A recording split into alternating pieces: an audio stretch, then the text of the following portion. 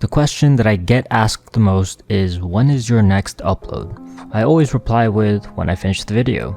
Unfortunately, it's not as simple as just uploading, and the unpredictable nature of sneaker releases and the fact that I can't hire a video editor for reasons I'll get into later adds a layer of complexity. Here is a full picture of what went on behind the scenes of my Sneakers to Riches series during 2020. Hope you enjoy.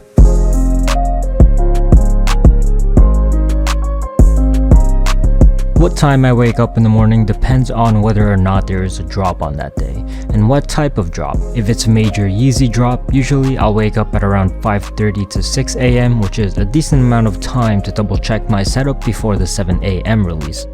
If it's a major Nike release, then I'll usually wake up at around 7 a.m. before the first set of drops, which usually take place at 8 a.m. I try to make sure that I don't look like a total disaster, check my setup one last time, and start recording. Today we do have Jordan 11s dropping. I'm only planning to get anywhere between 10 to 20 pairs.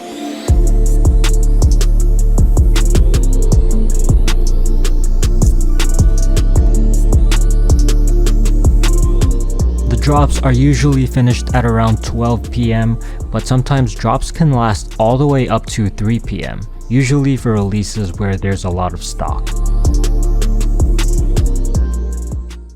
After the release, that's when I'll have lunch, the first meal of the day. I take a shower, come back to my desk, and the real grind begins, the editing process. The first step is finding the right music. A lot of video creators just have music as a background music essentially, and definitely works well for some videos, like this one perhaps, but for my web series, it plays a much bigger part. The music that I pick needs to take you to a different place. Get you immersed, invested in what I'm doing, to get you excited to see the outcome of the live cop.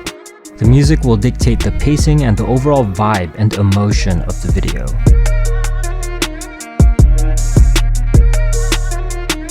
Trying to find songs that fit this criteria can sometimes take a really long time, mostly because of copyright. It's important to make sure that all the songs that I use explicitly state that it's okay for for-profit use. So in addition to having very high standards for the songs that I use, I also need to make sure that I won't get in trouble for using them. During the editing process, I'm usually taking several hours of footage and trying to cut them down to the most exciting bits. I do this while making sure that most of the camera movement, events, and actions are synced with the music. So this is an example of how I would edit a Shopify live cop. So first I gotta sync my camera with the live cop because I have them recorded separately. I recorded my camera, transfer it to my computer, and then my screen capture is a separate video file, so I have to make sure they're perfectly in sync. And let's say this is my music.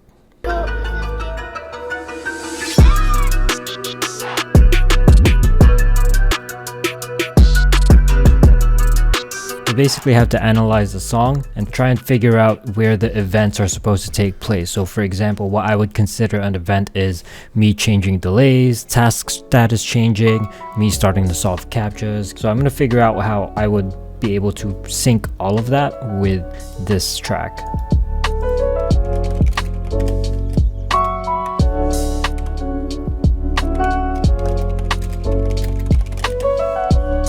Alright, so I basically marked where everything is going to end up being, and if you notice, they're in timing with the sound waves over here.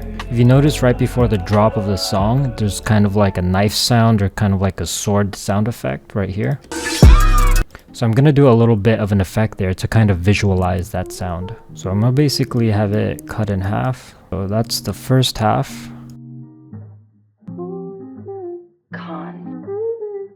And the second half. So now the first and second halves are separated. So now I'm going to keyframe the shifting in position to kind of make it look like a samurai sword cut right through the text.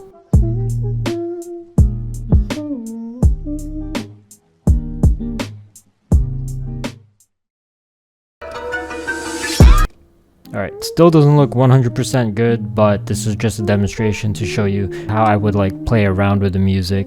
As I said, the music is what dictates the pacing of the video. So I changed my delay right there.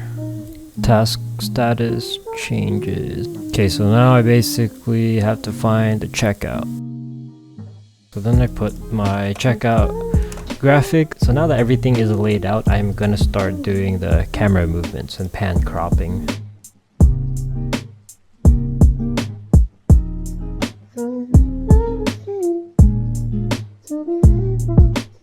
Here, and I just noticed we're hearing this weird like cricket sound. That sound. So I'm gonna try to sync the camera movements to that as well.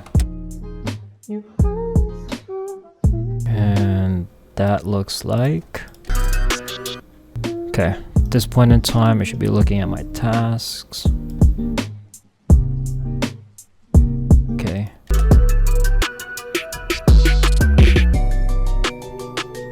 There's like this weird like super fast snares right here. So I'm gonna do like just some blinking.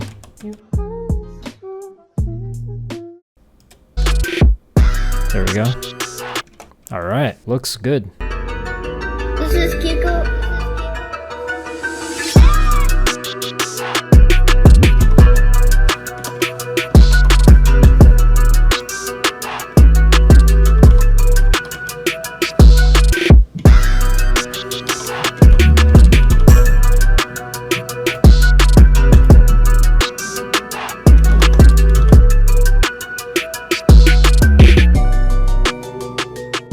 Sometimes, if I get a lot of checkouts using a particular bot, then I try to spice up the video even more by animating the checkout task status or the webhooks.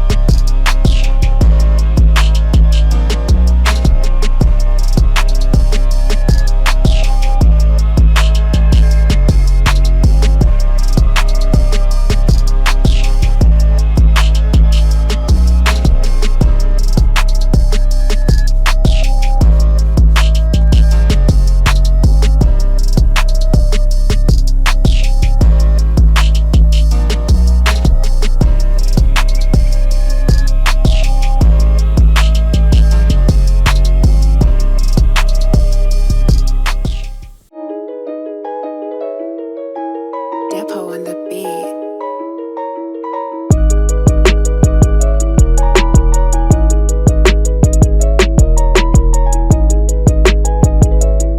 These are quite basic editing concepts, but to make sure that everything is executed perfectly, this process can be extremely tedious. Oftentimes, a live cop that's shortened into an exciting 1 to 2 minute segment can take several hours to put together. This is why I personally don't like Yeezy releases, since they're so drawn out, and there can be up to 5 or more separate drops for a single shoe. So a single Yeezy release can take me up to a few days to edit, and this is especially annoying during some periods where there's seemingly a release every single day. Let's pretend the drop takes place on Monday, and there's a drop every day for this week.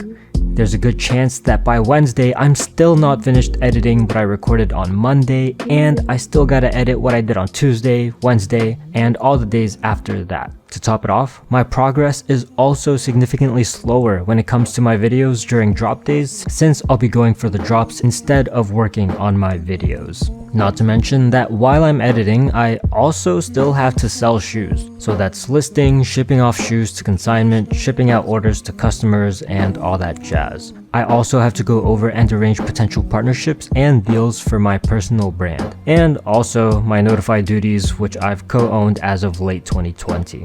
At around 7 p.m, this is usually when I start eating dinner. Other than going to the bathroom, lunch and dinner are really the only breaks that I get. What I do next depends on whether or not there's going to be a drop the next day. If it's only a minor drop, then I would continue editing and set up my bots in the morning, but if it's a major drop, then I would start to set up around until 12 a.m. But if there is no drop the next day, then I usually just keep editing until 12 a.m. So for days without drops, I usually just wake up anywhere between 8:30 to 9:30 a.m. Right out of bed, I list everything that I need to get done for the day and straight to work. When I'm finally finished with the foundation of the video, I still have a lot of editing ahead of me. I review the video to see where I can make improvements, such as adding pictures of shoes, adding resale values or logos, or anything else that makes it easier to watch for most people who aren't sneakerheads or resellers.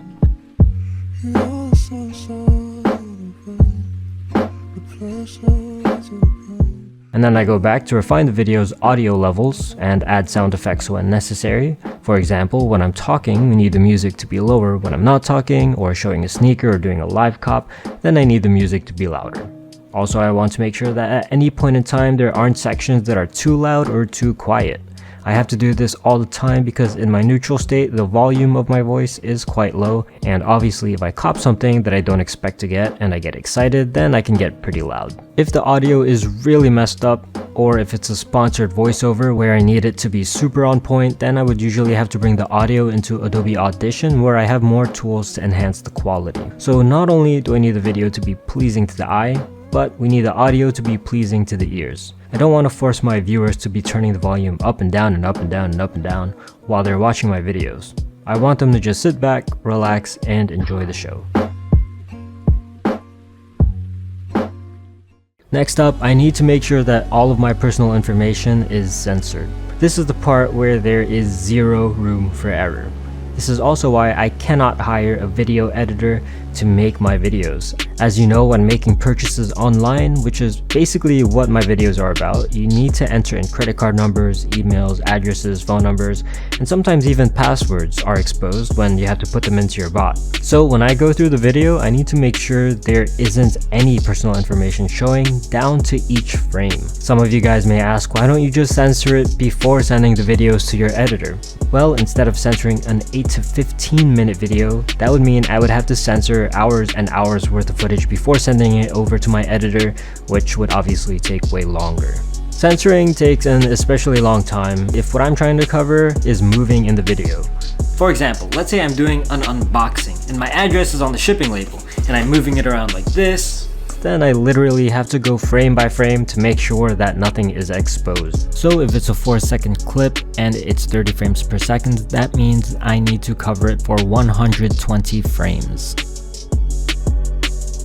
What if it's 30 seconds or maybe even a minute? Then it could take a really long time.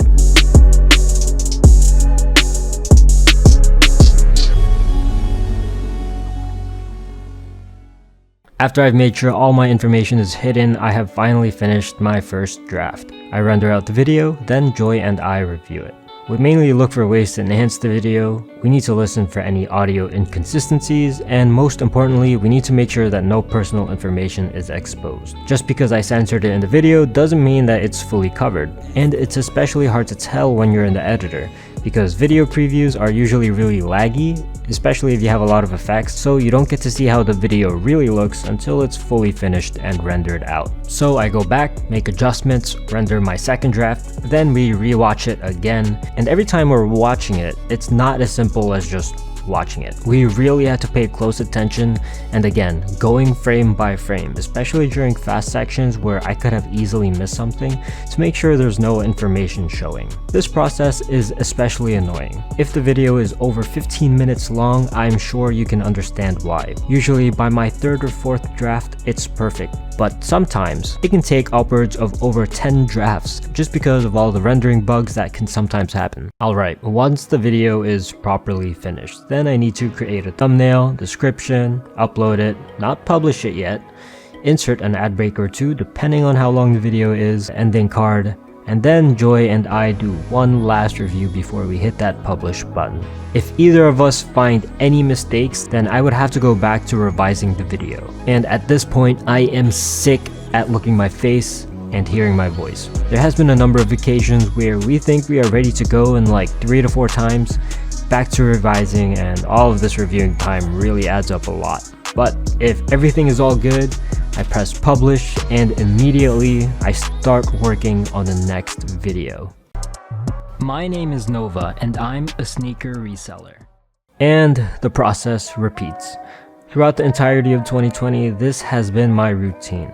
This includes weekdays, weekends, and holidays. This is what needed to be done to make sure that I upload all of my videos in a timely manner. I'm going to be honest, this is not how I want to operate in 2021 because for the most part, this really limits the videos that I'm able to make. I do want to edit more than just sneakers to riches, such as bot reviews, tutorial videos, and some sponsored content, but I just don't have the time. Furthermore, just working every waking hour is not good for my mental health. Mental health is something that I've really neglected throughout most of my time as a YouTuber, and I fell hard into the grind don't stop, work all day, every day mantra, and it's definitely a great way to grow fast, especially if you're starting a new venture, but over prolonged periods of time, it's probably not something I would recommend.